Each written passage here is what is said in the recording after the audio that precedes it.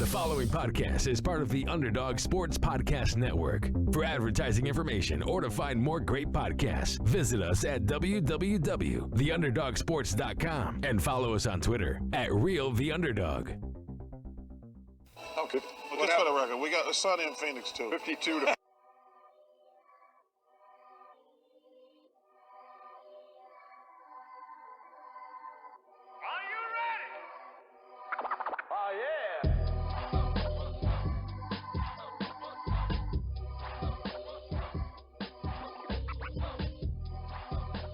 Hello, everyone, and welcome to the Sunny in Phoenix podcast, a weekly podcast where we keep you up to date on everything Phoenix Suns basketball. My name is Charlie Erling, and as always, I'm joined by Mitch Krmpotich. It's time for round two. That's right. The Phoenix Suns handle the Los Angeles Lakers in 6 games and move on to the conference semifinals for a matchup with the Denver Nuggets. Today, we'll talk about the Game 6 in Los Angeles, give our final thoughts on the series, and then we're going to give you our 4 keys to beating the Denver Nuggets. Follow us on Twitter at Sunny and PHX Pod. Same thing for Instagram. Go on iTunes, leave us a 5-star review and a comment, and you will get a shout out on the show. Shout outs are in order for our bet question from last week. Shout out to Raul Munoz from Twitter. We were guessing Chris Paul assists in Game 6 against the Lakers. Raul said 10. So shout out to you, Raul Munoz. Between the two of us, though, you also said 10, and I said 11. Chris Paul had 12. So that puts me up 2-1 in the bet question series here with a lot on the line. That is true. That maybe a little too much. I'm already picturing drinking one too many Keystones or Natty Ices or whatever the future holds for me. Yeah, I still don't know. We'll have to see how much I win by. That might that'll determine. Okay. I got to come back. We'll see. Shout out to Raul, though. Good job getting that. And for our bet questions, you can answer them on Twitter at Sunny and PHX Pod for a chance to get a shout out on the next show. All right. Game 6 in Los Angeles. The Suns take it 113-100 to seal the series. That was just a really fun one to watch, especially the first half, where the Suns, this first quarter especially, a 36-14 start in the game. And that's just doing that really takes the edge off being a fan watching the rest of that game. Yeah, I mean, they scored 14 points in the first quarter. Devin Booker outscored them in the first quarter himself. Yes, significantly. This was literally a dream come true. Yeah, it was, and we got to thank Devin Booker for that, and especially Game 5 and Game 6. Seeing him come out, hit big shots from downtown, really just doing it all for us and getting us started. We're off to the right foot, and then just keeping the gas down for the rest of the game. And this might be the series where we can say this is where Devin Booker's superstardom has started. And that it was put on full display against Los Angeles, finally on national TV in the playoffs. I mean, we've been waiting for this, and we know Devin's been waiting for this, and he showed out. Yeah, he's finally getting the respect he deserves. And, of course, we see all the tweets surfacing from the expert analysts saying Devin Booker is an empty calorie scorer and all of that. So that's been kind of fun to see that stuff. Now that Booker is, now that other people know what we know about Devin Booker. So it was great. And to see him hit 8 threes, 8 for 10, which is awesome. But after never being able to break the seal of that 7 3-point mark, now he's got 8. So that's awesome. Oh, yeah. Ends the game with 47 points, 15 for 22 from the floor, 8 for 10 from downtown, 9 for 9 from the line. And then he goes and gets 11 rebounds, too, in a game where Ayton only has 3, and no one else was really picking up the slack there. But Book was determined to win this one, and seeing him get double-digit rebounds, pretty rare, but against a big LA team to seal the series, that's pretty sweet. Yeah, Booker was he was ready to win this game. He wasn't messing around. He was built for this. This is what he has been wanting his entire life, and I don't think he's really surprised to be in this position.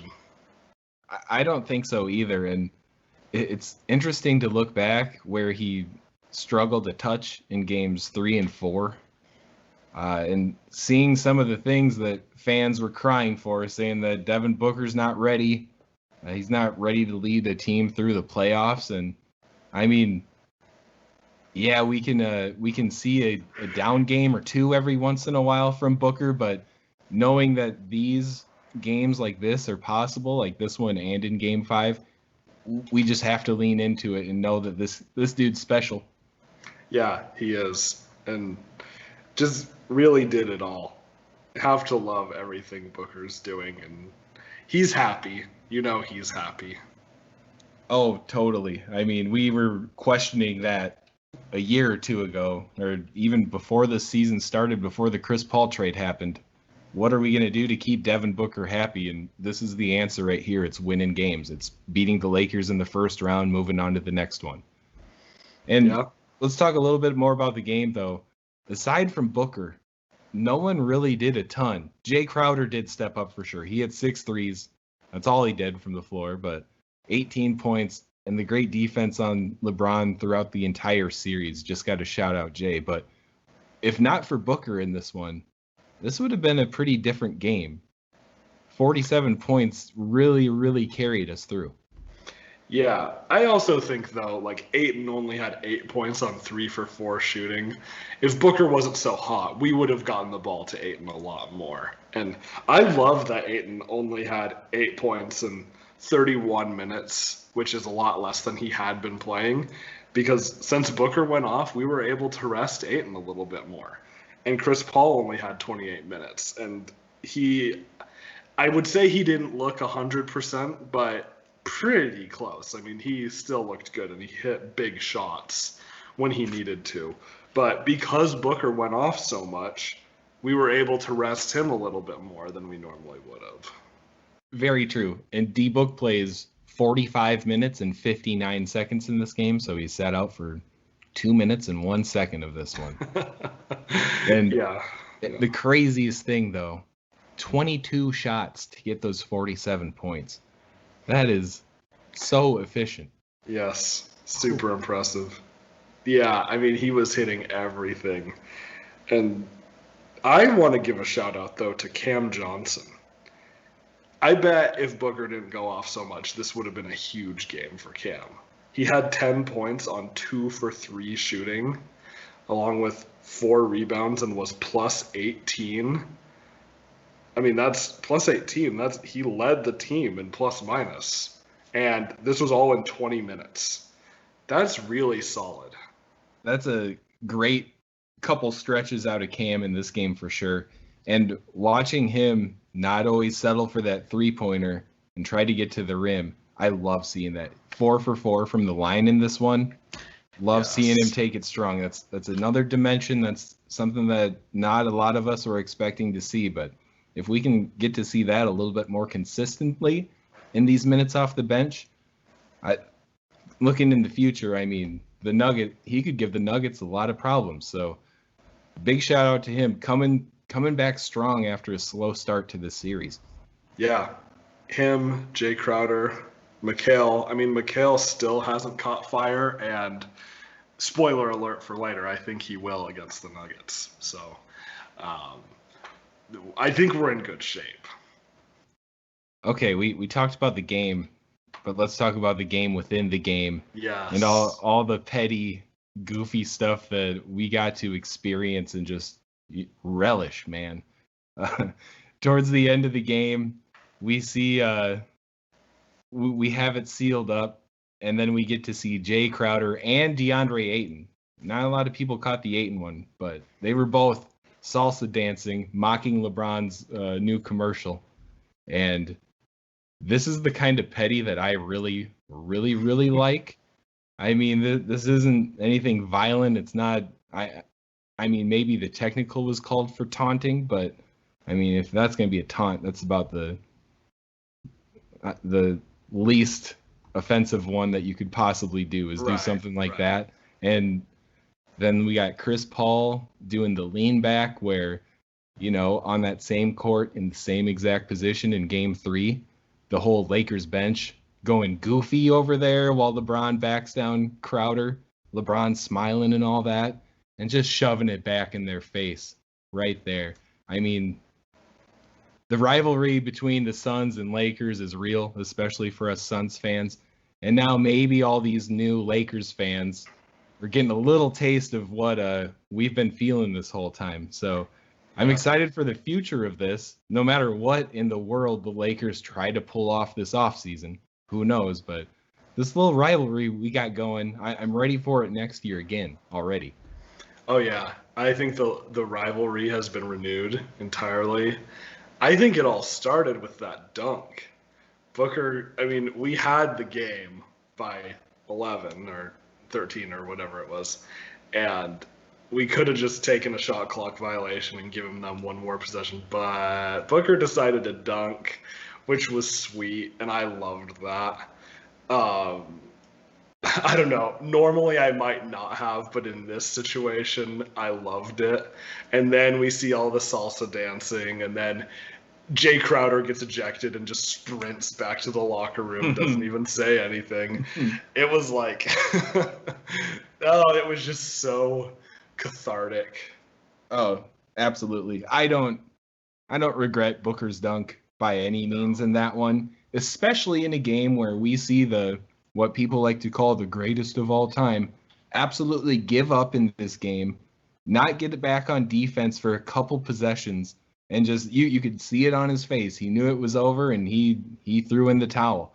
So when we see them do that numerous times in a game, and they're not back on defense again, yeah, slam it home. Let them know. I mean, it's an embarrassment for a basketball fan watching this guy that so many people look up to just absolutely give up in the playoffs. It's pathetic. Not even try.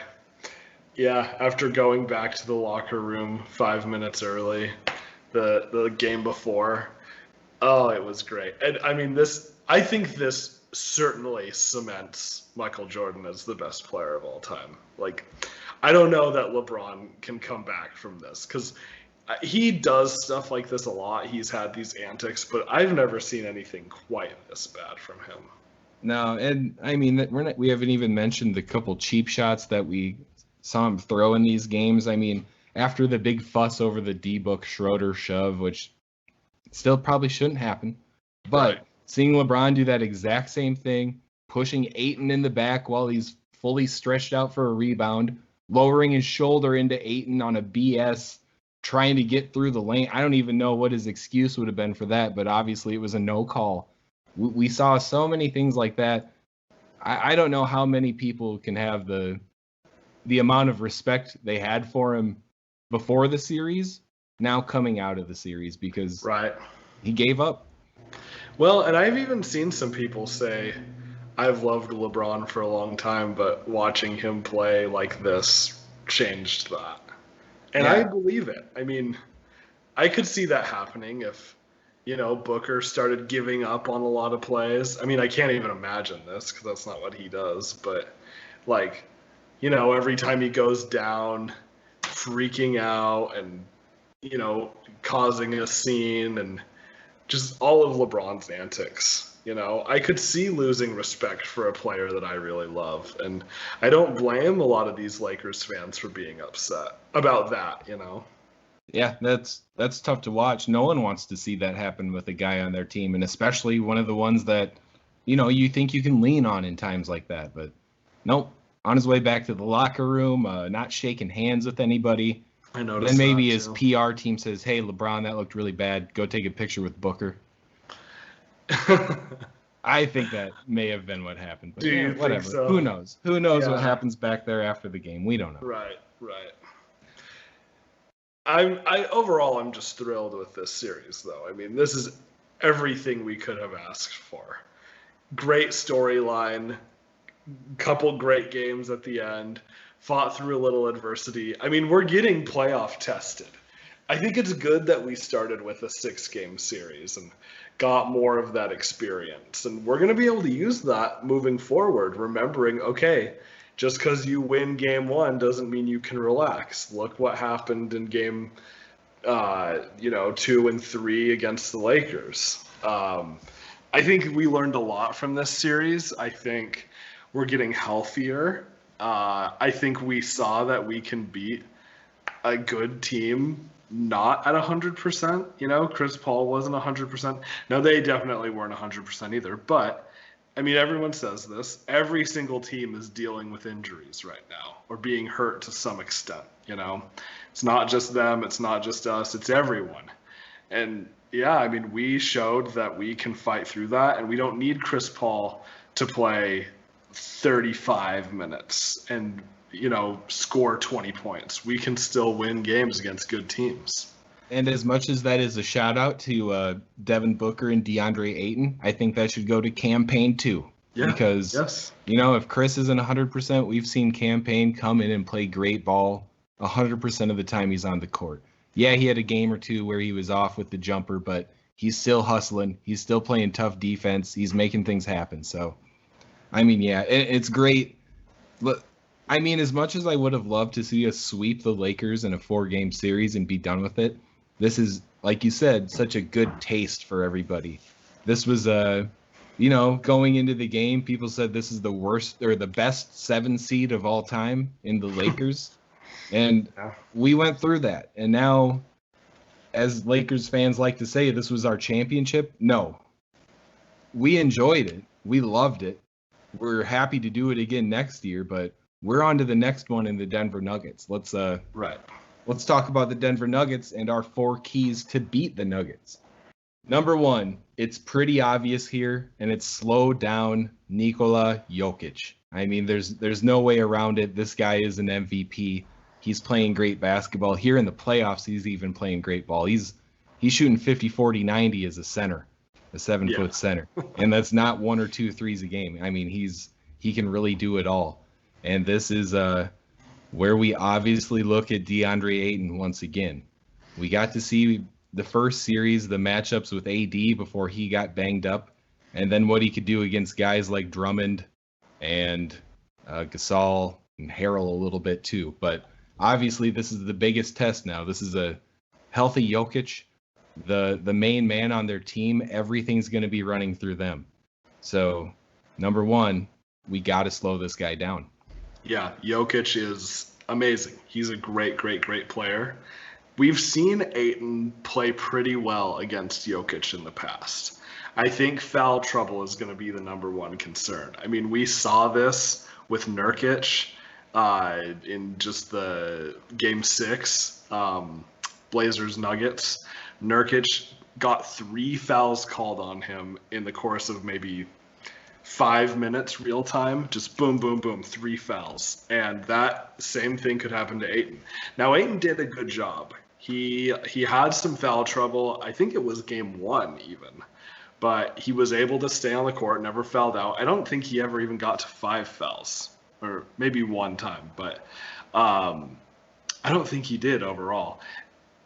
So Ayton's been smarter. He's been better about this. But Jokic is a different beast.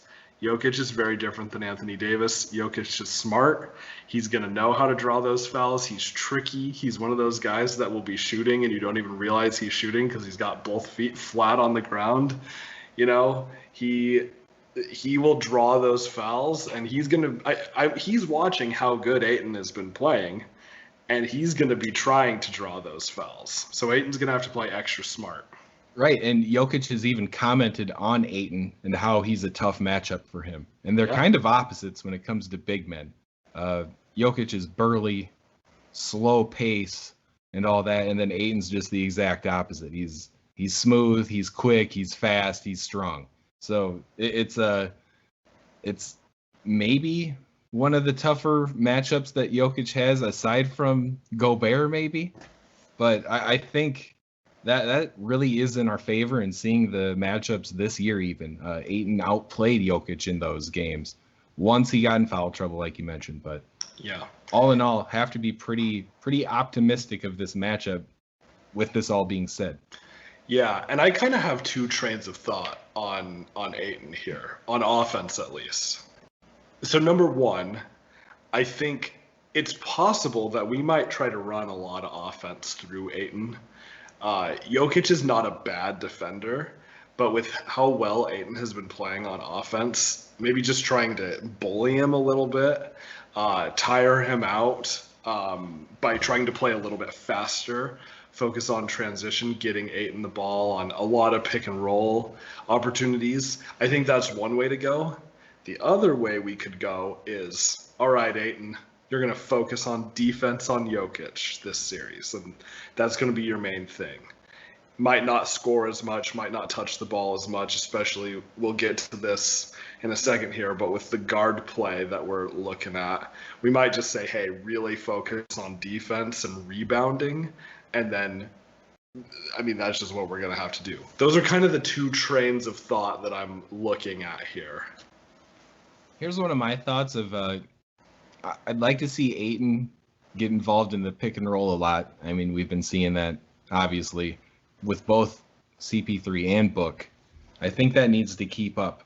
And one thing that we could do, if it's working, that could really mess with how the Nuggets are going to try to defend the pick and roll, is if we can get Ayton to pop to that short elbow jumper. Yeah. I don't love Ayton shooting that shot a lot. I'll be 100% honest. I'd rather see him do his work within 3 feet of the rim. But if we can just not allow Jokic to completely move over to Paul or Booker and just have Ayton be able to pop out a little bit, I'd like to see that option. And, he doesn't even have to fire it. But if Jokic is defending the roll pretty well, I'd like to see that happen once or twice. We saw Ayton put the ball on the court, get to the rim, finish with an insanely beautiful reverse layup. Yeah, that was wild. I'm not expecting that every time, but I mean, we need to make Jokic move. That's my main point here. Is he can't be clogging up the lane and moseying back on defense. Ayton's got to be outworking him no matter what. 40 minutes a game. Right. And, Monty Williams is going to see what's happening and make adjustments. If we see that, it's not happening on offense, just say, Ayton, just focus on defense and rebounding. And if everything's going well there, it might say, okay, let's get Ayton a few more touches. We'll just have to see what happens. And from game to game, it will probably be different just based on what's happening. All right. My last point about slowing down Jokic is not on the scoring end 100% necessarily, but when they're forcing him the ball down low, he's such a great passer out of there. And not just from there, everywhere on the court. The dude is a great passer. So our defensive rotations need to be top notch. If we're going to be helping out Ayton at all when Jokic is looking to score, our rotations need to be perfect, or they're going to burn us from three. They're shooting over 40% from downtown in the playoffs so far, and that is something I'm totally worried about because, I mean, if you look back and think about some of the plays where it's an obvious help situation, someone's got to be coming over. I can clearly remember so many times Crowder and Bridges dropping down while they're cutting to the rim and picking off a pass. Like we're going to have to see that sort of rotation every single game because if we're going to double Jokic, the rest of the team can make us pay. They're shooting the ball great. That's true. And I think our rotations against the Lakers were solid. We went to that zone quite a bit. Potentially we could see some more of that as a remedy to this. I mean, I like our defense, and I think Mikal Bridges is really going to get a chance to shine because he's not going to be guarding LeBron or, getting switched on to Anthony Davis or anything like that. Right. Like this is going to be such a better matchup for Mikal. I think so too, and just all around, the Nuggets are a pretty big team too. But some switchable matchups are going to be happening, aside from we don't want to get anyone stuck on Jokic very often. No, Ayton will have to be doing that. But aside from that, I think we could get away with quite a bit. Gordon may be able to take advantage of if he gets Chris Paul on him. And same with MPJ, but like Crowder and Bridges can switch literally anything all game. And I'd even throw Booker in there too. Booker's been playing solid defense. He has been. Yeah, he actually has been. You're right. Well, and I think this kind of goes right into our next point of looking at these guard matchups. So we win this section of the comparison by a landslide. Chris Paul, Devin Booker, Campaign, if we're running Mikal at the 2 or anything like that, which probably not going to see much of that. But all those guys versus Campazzo, Monte Morris, Austin Rivers. I like our chances here. Right. So we got to take advantage of this, though. Yeah, absolutely. And I do not want to call any of those guys on the Nuggets slouches at all either. Like, Morris has been playing great. Campazzo in his first year in the NBA, he's a vet overall, but, I mean, he's fitting in pretty well. And then Austin Rivers has had a decent game or two here in these playoffs. And, the guy's in the NBA for a reason. He's a big guard, and he can do a little bit of everything. So not a slouch at all, but we got a Hall of Famer, Chris Paul, a guy who we like to think will be in the Hall of Fame, Devin Booker, and then Campaign coming off the bench, who's been great for us this entire year, really. So I really do like these matchups, but a lot of this hinges on Chris Paul's shoulder. Yeah. It's still questionable, and I'd love to know what % he's feeling right now and heading into this game, but I think that's going to be a big factor. He was 4 for 12 from the floor against the Lakers in Game 6. He took a couple threes. One of them looked really bad. A couple of them were just a little bit off. But, yeah, it seemed to be improving, and then he kind of bumped it again, and Game 6 looked okay. So we're getting this extra day off. I still don't really know why we didn't start playing on Sunday. I mean, I know our Clippers-Mavs Game 7 was Sunday. We didn't know that was going to occur necessarily when this was scheduled, though, for Monday. I'm wondering if hockey has anything to do with it, because the Avalanche are playing, but they're playing in Las Vegas. Or, no, I think they're back in Colorado, but it wouldn't matter either way because Game 1 will be here. Maybe it's a TV kind of thing. I'm just not quite sure why we didn't start playing Sunday and why we're playing Game 1 Monday. Yeah, that is interesting. And Game 1's going to be at 7 o'clock. Game 2 is going to be at 6:30. Maybe that is just for TV purposes why. Yeah. But hockey is a good point, though. It aids us, though, for sure, because it gives the whole team, but especially Chris Paul, an extra day of rest that I know I wasn't expecting the team to get. Right. Okay, so abuse the guard matchups. That's our number 2. I feel pretty confident in that, especially, we haven't mentioned this, but the Nuggets without Jamal Murray are an entirely different team than what we faced up against. So this definitely leans in our favor because of that. And we saw what Jamal Murray did last year in the playoffs. He would be a huge factor in this game, and it'd be an entirely different series if that were the case. Oh, yeah. Also on the injury front, Will Barton was looking like he might make a return, but we just heard that he's for sure not playing Game 1. He's missed 20-some games in a row now. Not sure what's going to happen there, but he would be a difference maker for the Nuggets. Totally. Putting him on Book would probably be their best option, but, coming back from a hamstring and they're going to ease him into the series, who knows how that will quite go. But a lot of talk about Aaron Gordon ending up guarding Booker in this one, and I think that's another spot where we can take advantage. Like our guards are going to be tough for them to match up with no matter who they throw out on us. So I'm liking it there.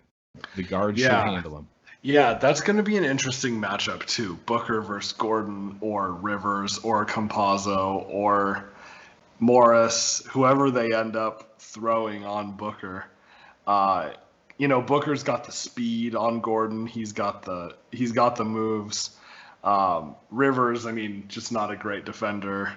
Monte Morris is kind of scrappy, but, Booker, I'm sure, can take him. Campazzo, Booker can for sure take him. So it will be interesting to see what they do. I'd expect to see a lot of double teams on Booker again. I think so too. In the game 6, when the Lakers started to make a run, they were double teaming Booker. They were playing intense, full pressure defense. And, that can't last through an entire game like they tried to pull off in that game 6. But yeah, they'll have to be putting pressure on Booker and throwing a lot of double teams if they want to keep him quiet in this one. And that's where everybody else has to step up. Like we saw in later games in the series, Jay got it going, Cam got it going, Mikhail got it going shooting. So we'll have to rely on that too. All right. Point number 3, take advantage on the defensive end. The Nuggets just played a series against the Portland Trailblazers, who do not play a lick of defense. So this is going to be a very different matchup for them, and we can rely on our defense pretty heavily. Throughout the season, we proved that we're one of the better defensive teams in the league. Ayton has taken a huge step forward, being our defensive anchor, just doing it all there for us, and it just so happens that their best player is the center. Our best defender through the playoffs is the center, so I like how that matchup goes, and then elsewhere across the board, I like where we sit too with all the other matchups. Yeah, I think we really can just come out and just really play hard. The Blazers, that's not really their style on defense, and I think we especially need to focus on that perimeter defense. Like you said earlier, the Nuggets are shooting very well, 40% from 3 in the playoffs, which, small sample size, 6 games against a team without a very good defense. But that's still good. And we saw Michael Porter Jr. hit 6 threes in a quarter or whatever the other night. Like Booker tied that record. So they can do that. But yeah, I like a lot of these matchups. Bridges will be able to shine, probably guarding Porter Jr., Crowder probably guarding Gordon. I like that matchup too. Chris Paul, he's still playing great defense even when his shoulder was at its worst. So He'll shut down whoever he ends up guarding. Booker on Rivers is interesting. Booker has been a better defender, but Rivers can shoot. We know that. And like you said, he's a big guard. So that will be an interesting matchup. I wonder, there may be some potential to switch Chris Paul onto Rivers. But then when it's backup time, campaign, for sure, going to guard Monte Morris or Campazzo, I would guess. So I like the way we match up on defense. I think we can play fast, force turnovers, score in transition, especially because that's not what Jokic wants to do. We were speeding up the pace a little bit against the Lakers, and that worked out well for us. So I think it's really going to be our wing defenders' time to shine in this series. Oh, yeah, and I heard a fun one about a Mikhail on MPJ matchup. Porter Jr. is 4 inches taller, but Bridges has a 1 inch longer wingspan. Yeah. So that'll be a fun matchup. This is somewhere where Bridges can thrive, especially where, like you said, MPJ had that huge first quarter, got real hot from downtown, and I'm happy that Bridges is the guy that we can put on him.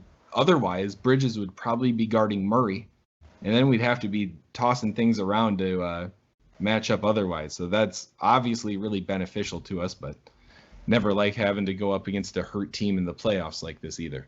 Right. Here's another one, though. Do we see Kaminsky or Saric back in the lineup for a little more regular minutes in this game? Yes, I think so. I think Saric. I think we're going to see some more Saric. I like him guarding Jokic a lot more than guarding Anthony Davis. I still don't think it's going to go very well for Saric, but I think he spreads the floor, and we'll be able to use that to our advantage when we're trying to run Ayton in that pick and roll, trying to expose Jokic a little bit. Yeah, and they've been playing Millsap, 12, 14 minutes a game or something like that. I could see Saric coming in and guarding him in those points I could too. see that. Yeah, definitely. That wouldn't be terrible either. So or Kaminsky. Yeah, or Frank. And both of those guys do have a nice impact on the offense, and it's not always because of scoring. Frank had, a few assists in the minutes that he got in this series, and Dario, Monty calls the connector of the team on offense. So I think we are missing those two a little bit in spot minutes. I like how our rotation became towards the end of the Lakers series, and I hope we lean into that a touch. But, we got to keep these guys fresh through another series here. Yep. And, anytime we can give Ayton a break is going to be nice just because he's going to have his hands full. Totally. All right, point number 4. Start strong, win at home, take full advantage of the home court advantage. We know how tough it is to play in Denver, and we know what it's like coming out of game 1 with a nice win. So what we're really hoping for is watching the Suns win both home games before having to head up to Denver, up in the mountains where guys get gassed a little bit more. And we've seen our guys play big minutes. Booker had, 46 last game, averaged 41 on the series. Ayton averaged 36 on the series. So it's going to mean a lot to get out to a hot start here. Yeah. I think we saw exactly what the benefit of doing that is, though, against the Lakers. In Game 5 and Game 6, these games were over before halftime. And we can totally do that same thing. At home, I'm pretty confident there. Their home court advantage is real, and they are open to full capacity for fans, too, in Denver. That's something that I noticed a little bit against the Lakers, is they still weren't allowing full capacity. Right. And I think there was a difference. But in Denver, they're going to be there. So they're going to be loud. That's something that we're not used to, is the full stadium when we're away. So, yeah, really just going to have to get off to a strong start in the series and each individual game. Definitely. And we can look back at the matchups during the regular season. They won the series 2-1. And then look at all the overtime periods, 3 overtime periods. 1 went to double, 1 to single. And the entire series was determined by 15 points over 3 games. So it's got to be a hot start. We do not want to get into a slugfest with this team. And, if we can avoid going to Denver for a Game 6, that would be huge. If we have to go to Denver for Game 6, no matter what, I'd be pretty nervous about the situation. Yeah, hearing you say that is like, oh, you're totally right. Like, I hadn't thought of that. Oh, yeah. This is going to be good. And, no Jamal Murray. That injury is so unfortunate. But that's going to be the difference in this series. Totally. And, yes, that gives us quite the advantage. But, man, Devin Booker versus Jamal Murray series, how many points would those dudes be combining for every night, going back and forth? That would be fun. That would be a lot of fun. Exciting. Yeah, it would. Oh, well. All right. Series predictions then. We gave our keys to how to beat them. How do we think we're going to beat them? I know we're both going to be saying Suns and something, but what's your take here? I'm going Suns in 5. I think we're going to win the first 2. Probably going to lose 1 in Denver. If I had to guess, I'd probably say Game 3, and then we'll come back here and win 1, and that'll be it. Yeah, and this doesn't make for good podcast material, but I feel the exact same way. How about this? If we're going to sweep a series, this is the one we're going to sweep. I agree. I just don't think I can say Suns in 4. Suns in 4 would be a pretty wild thing to say. That's very true. But this isn't our bet question, so I don't feel so bad saying Suns in 5 with you. Right. And hearing the experts, hearing No Dunks and everyone like that talk about this series, a lot of people are saying Suns in 7. which I'm glad they're picking the Suns. The Suns are really earning a lot of that respect, but people are picking it to go 7 games, which, I mean, as a fan, that's fun to watch. But, man, I hope it doesn't go 7. I want that rest, especially as, we just found out recently if we win this series, we're going to be playing either the Clippers or the Jazz, and those are tough teams. So any extra rest we can get will be helpful. All right, one more prediction. Outside of the big 3, Booker, Paul, and Ayton, who has the biggest effect on this series? That's a great question. I think this is Mikal Bridges' time to step up. I'm going to say Mikal. I like that. If Mikal keeps Michael Porter Jr. under wraps and shoots like he should shoot, if he plays anything like he did all regular season when it comes to offense, I'd agree with that. I'm going to switch it up, though, and I'm going to say Cam Payne. I think it's going to be Payne who's going to be the man, especially with we don't know if Chris is 100%, and the matchup, the Monte Morris matchup. I think that's going to be something pretty big in this series. We saw Cam Payne have his way with Caruso in the bench guard duo in the last series, and I think Monte Morris is a step up from that, but it's one I feel confident about. So if Cam keeps that under locks and produces the way he has been on offense when Chris is off the court, I'm liking our chances there. Yeah. Another guy that I'm really going to keep an eye on is Jay Crowder, who was really cold at the beginning, really hot at the end of the Lakers series. And that's our bet question here. So we're looking at game 2. Suns Nuggets game 2. This is going to be Wednesday, June 9th. Shout out to my wife. That's her birthday. We're going 3-point makes from Jay Crowder. So how many 3-pointers will Jay Crowder make in game 2 against the Nuggets? I'm going to go 4. Feeling him staying active from back there and not going back into that giant hole he dug in early games of the Lakers series. I feel like he's coming off his victory over LeBron James and the Lakers. I think Jay Crowder is going to be locked in through the rest here. All right. I'm going to say 3 because if Mikal Bridges is actually stepping up, he'll be shooting more and making more, hopefully. Jay Crowder made 6 in Game 6 against the Lakers, which is pretty impressive. But I think I'm going to go 3 here. 3 makes. I think he'll attempt less, too. I think that's why. I don't think he's going to shoot poorly. He's just not going to take as many shots. Fair. That's fair. All right. So let us know how many 3-pointers you think Jay Crowder will make in Game 2 on Twitter at Sunny and PHX Pod, and whoever is closest will get a shout out on next week's show. And it may not even be next week. It might be in the middle of this week. We have to see what happens here because the goal is to record every 2 episodes or so, but we have to every 2 games. Every 2 games. That's right. Have to keep in account our moods. So if we get blown out game 2, we're not going to record. So I'm sure you all can understand this. And with that, we will move to the non-sports section of the show.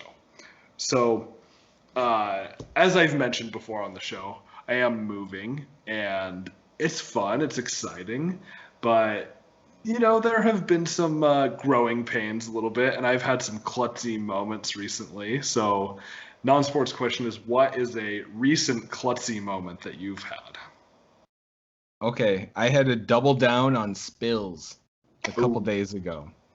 Got a Starbucks one morning, got home, sat down at the counter with my wife. I was turned to the side, turned back, elbowed an entire iced Americano right onto the counter. Every single drop of it gone. Oh my gosh. It was unsalvageable. I mean, normally you can pick it up and there's maybe a quarter of the cup left. No. It was bad. And then I spilt a cup of ranch dressing all over the table the same day. So, oh my gosh. I mean, and people who know me, this isn't This isn't out of line. I'm kind of the king of spilling on myself. So I mean, this was an easy go-to. I'm a spiller. Yeah. All right. So I've got a few, but I'm thinking of probably the funniest one. That's kind of simple. So we have a counter that's really close to like our entry hallway. And right now there's just boxes that there's still stuff in them and they're open. So like the flaps are kind of coming out. And I've clipped myself on that flap quite a few times. And these boxes are pretty heavy. So it's like turned me a little bit. And I kind of am surprised at first. I'm like, what was that? But yeah, I've been clipped by some cardboard quite a few times. It'll be nice once you're all settled in there, Mitchell, for sure. Yeah. We're getting there. We are getting there slowly but surely. Oh, yeah. All right. That's going to wrap it up this week. An exciting conference semifinals against the Nuggets coming up. Like Mitch just said, we'll be trying to do an episode after every 2 games. So hopefully it's only 2 for the Nuggets series, but we'll see. We'll see what's up. At Sunny and PHX Pod on Twitter and Instagram. Check it out. And we will see you in the next episode. Go Suns.